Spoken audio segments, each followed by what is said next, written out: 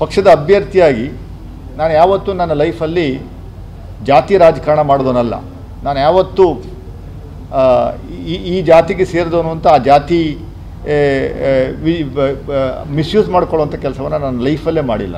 ನಾನು ಎಲ್ಲರನ್ನೂ ಒಗ್ಗೂಡಿಸ್ಕೊಂಡು ಕರ್ಕೊಂಡು ಹೋಗುವಂಥ ಕೆಲಸವನ್ನು ಮಾಡಿದ್ದೀನಿ. ಎಲ್ರಿಗೂ ಹೋರಾಟದ ಮೂಲಕ ಒಂದಷ್ಟು ನಮ್ಮಿಂದ ಅನುಕೂಲ ಆಗೋ ರೀತಿಯಲ್ಲಿ ಮೈಸೂರು ನಗರದಲ್ಲಿ ಪ್ರಮುಖವಾಗಿ ಮೈಸೂರು ಜಿಲ್ಲೆ ಮತ್ತು ಮೈಸೂರು ನಗರದಲ್ಲಿ ಕಳೆದ 30 ವರ್ಷಗಳಿಂದ ನಿರಂತರವಾಗಿ ನನ್ನ ಹೋರಾಟ ಇದೆ. ಕಳೆದ 10 ವರ್ಷಗಳಿಂದ ಒಕ್ಕಲಿಗ ಸಮುದಾಯಕ್ಕೆ ಸೇರಿದ್ದ ಒಬ್ಬ ಸಂಸದರು ಆಯ್ಕೆಯಾಗಿದ್ದರು BJPಯಿಂದ. ನನಗೆ ಒಂದಷ್ಟು ಸ್ನೇಹಿತರು, ಒಕ್ಕಲಿಗ ಸಮುದಾಯದ ಸ್ನೇಹಿತರು, ಇತರೆ ಸಮುದಾಯದ ಸ್ನೇಹಿತರು ನನ್ನ ಕೇಳ್ತಾ ಇದ್ದಾರೆ, ನನ್ನ ಕೇಳಿದ್ದಾರೆ. ನಾನು ದಯಮಾಡಿ BJPಯವ್ರನ್ನೇ ಕೇಳಿ ಅಂತ ಹೇಳಿದ್ದೀನಿ. ಪ್ರತಾಪ್ ಸಿಂಹರವ್ರನ್ನ ಟಿಕೆಟ್ನ ತಪ್ಪಿಸುವಂಥದ್ದಕ್ಕೆ ಕಾರಣ ಏನು ಸರ್ ಅಂತ ಕೇಳಿದ್ದಾರೆ. ಅವ್ರಿಗೆ 2 ಬಾರಿ ನಾವು ಮೈಸೂರು ಭಾಗದಲ್ಲಿ ಗೆಲ್ಲಿಸಿದ್ದು. ಒಂದು ಸಾರಿ 32,000 ಅಂತ, ಇನ್ನೊಂದು 2,000. ನಿಮ್ಮ ಉಬ್ಬಿದ ರಕ್ತನಾಳಗಳ ಸಮಸ್ಯೆಗೆ ಎವಿಸ್ ಆಸ್ಪತ್ರೆಯಲ್ಲಿ ಕೇವಲ 30 ನಿಮಿಷದ ಲೇಸರ್ ಚಿಕಿತ್ಸೆಯೊಂದಿಗೆ ಮುಕ್ತಿ ಹೊಂದಬಹುದು. ಹೆಚ್ಚಿನ ವಿವರಗಳಿಗಾಗಿ ಸಂಪರ್ಕಿಸಿ 8088837000. 19ರಲ್ಲಿ 1,40,000 ಹಂತದಲ್ಲಿ ನಾವು ಗೆಲ್ಲಿಸಿದ್ವಿ.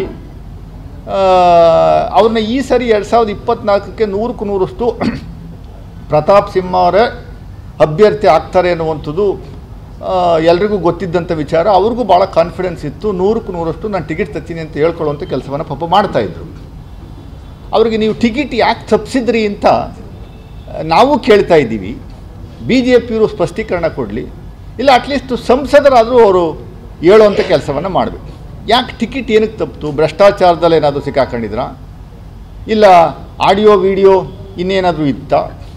ಇಲ್ಲ ಪಾರ್ಲಿಮೆಂಟ್ ಬಾಂಬ್ ವಿಚಾರದಲ್ಲಿ ಏನಾದರೂ ನಿಮಗೇನು ಸಮಸ್ಯೆ ಆಗಿತ್ತಾ? ಇಲ್ಲ ನಿಮ್ಗೆ ನೋಟಿಸ್ ಕೊಟ್ಟಿದ್ರಾ? ಇಲ್ಲ ನಿಮ್ಗೆ ಕರೆದು ನಿಮ್ಗೆ ಹೇಳಿದ್ರಾ?